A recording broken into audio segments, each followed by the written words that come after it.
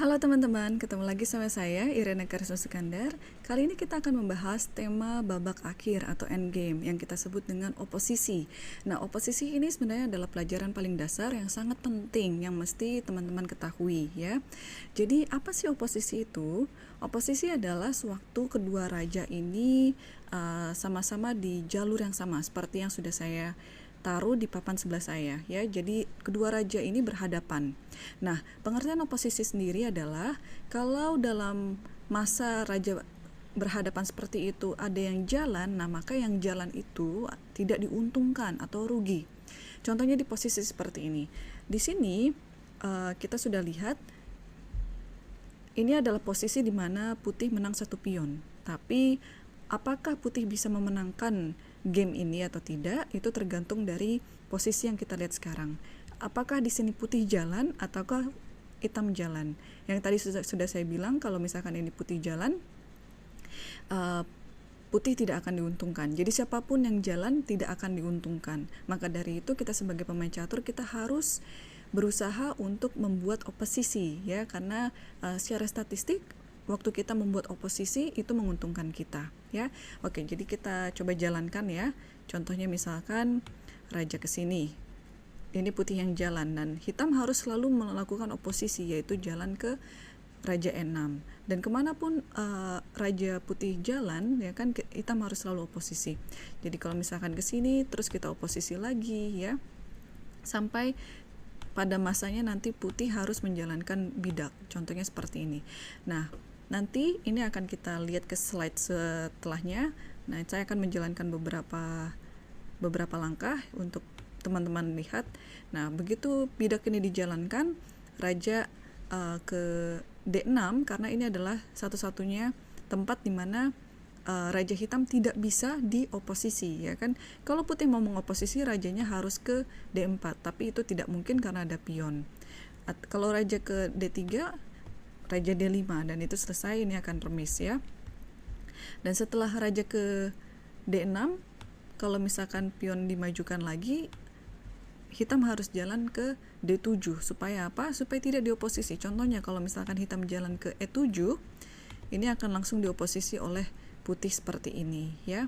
Dan ini nantinya tidak baik untuk hitamnya. Dan misalkan tadi setelah raja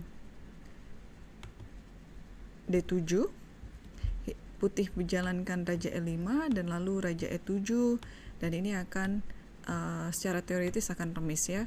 Dan lagi-lagi di posisi ini sangat genting untuk tidak dioposisi oleh putih. Raja hitam harus ke D8. Lalu kemanapun raja putih ini jalan, raja hitam harus mengoposisi seperti ini. Dan nantinya ujungnya adalah pat atau stalemate, di mana raja hitam tidak bisa jalan kemana-mana, tapi tidak juga diskakmat ya. Jadi ini akan berakhir dengan remis. Jadi ini adalah salah satu contoh di mana oposisi itu penting bagi pihak yang ingin menang ataupun pihak yang ingin tidak kalah atau memperjuangkan remisnya ya.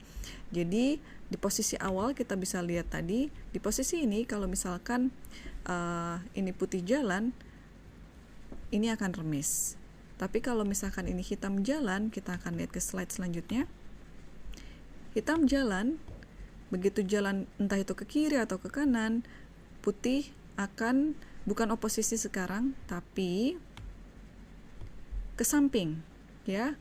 Jadi kalau oposisi pun oke juga ya, tapi tidak akan membawa perubahan di posisi putih. Jadi kalau di oposisi terus hanya oposisi seperti ini saja. Jadi memang ada triknya di mana kita harus oposisi, di mana kita harus ke samping ya, mencoba untuk oposisi lewat samping. Contohnya seperti itu. Jadi ke sini kita harus ke samping.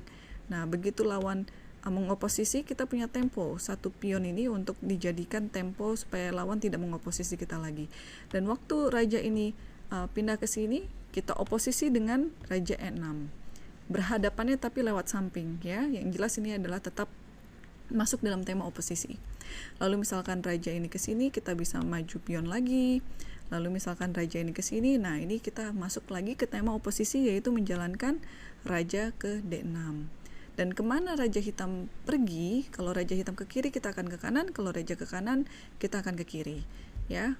Contohnya seperti ini, dan kita menyediakan ruang untuk pion kita ya untuk promosi.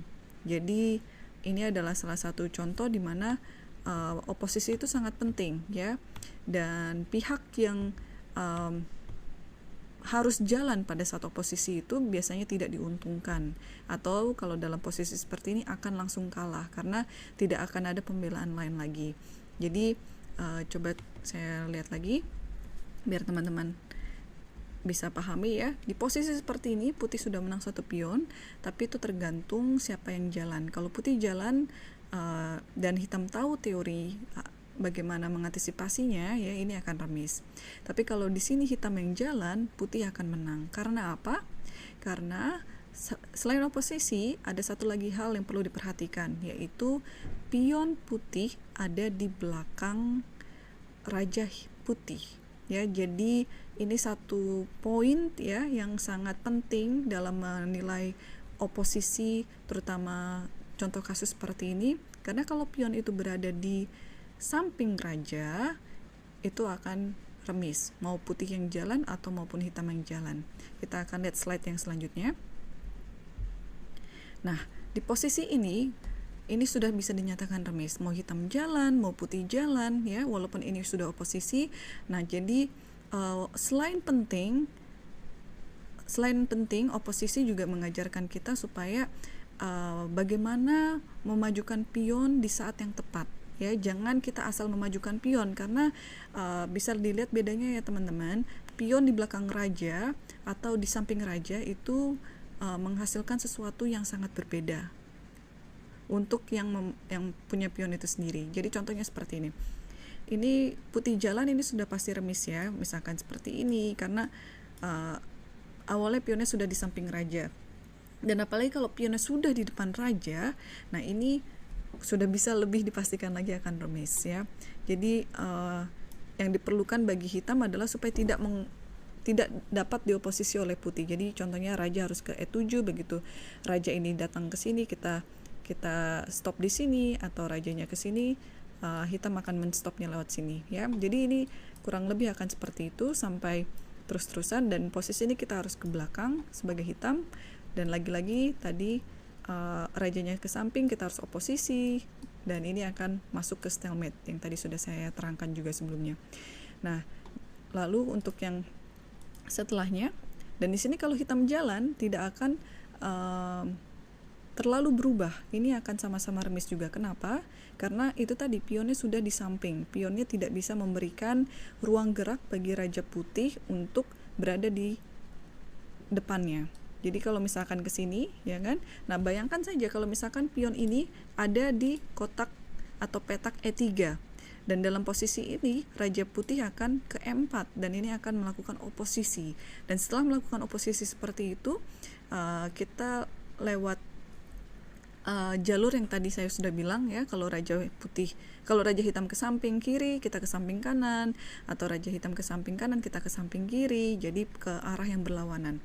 Nah, dalam posisi ini putih tidak mempunyai tempo tersebut karena pionnya ada di samping raja putih ya. Jadi ini salah satu faktor yang sangat menentukan hasil dari posisi ini. Nah, jadi walaupun tadi saya bilang hitam di oposisi seperti ini dan hitam harus jalan, karena pionnya sudah ada di samping, ini tidak masalah. Hitam bisa meremiskan posisi ini dengan jalan raja E6, lalu misalkan E5, raja turun ke bawah ke E7, lalu misalkan ke D5, raja ke D7 ya, dan ini tidak akan dapat progres apa-apa bagi putih. Kalau putih mundur ke belakang, hitam akan maju ke depan ya. Jadi akan saya contohkan seperti ini, dan ini akan sama temanya seperti yang sudah saya peragakan sebelumnya. Ini akan remis lagi ya, asal hitam tahu untuk tidak dioposisi oleh raja putih. Oke, jadi itu ya teman-teman ya, penting bagi teman-teman untuk mengerti perbedaan oposisi dan bagaimana menggunakannya untuk kemenangan atau untuk supaya kita tidak kalah. Dalam hal ini ya, bagi pemain hitam yang sudah kehilangan satu pion, bagaimana supaya tidak kalah, dan bagi pemain putih yang sudah menang satu pion, bagaimana bisa meneruskannya sebagai kemenangan. Oke, semoga ini semua bermanfaat teman-teman, karena oposisi ini walaupun dasar, ini juga cukup kompleks ya, dan ada beberapa contoh-contoh kasus lainnya. Yang saya sebutkan sekarang ini adalah oposisi jarak dekat, di mana masing-masing raja ya berhadapan dan hanya satu petak di tengahnya, dan kita nanti ada oposisi jarak sedang dan jarak jauh, di mana memang petak di antara kedua raja itu mempunyai angka yang ganjil, yaitu kalau tadi jarak dekat satu petak perbedaannya, kalau jarak sedang itu 3 petak perbedaannya, dan kalau jarak jauh itu 5 petak perbedaannya. Dan ada juga oposisi diagonal ya, dan ada juga oposisi kuda. Jadi walaupun tidak benar-benar berhadapan, itu ada oposisi kuda yang mengarah ke arah zugzwang dan contoh kasus lainnya seperti itu. Semoga konten oposisi ini bermanfaat untuk teman-teman, dan teman-teman bisa mempraktekannya dalam latihan sehari-hari. Oke? Terima kasih teman-teman, sampai ketemu di konten selanjutnya.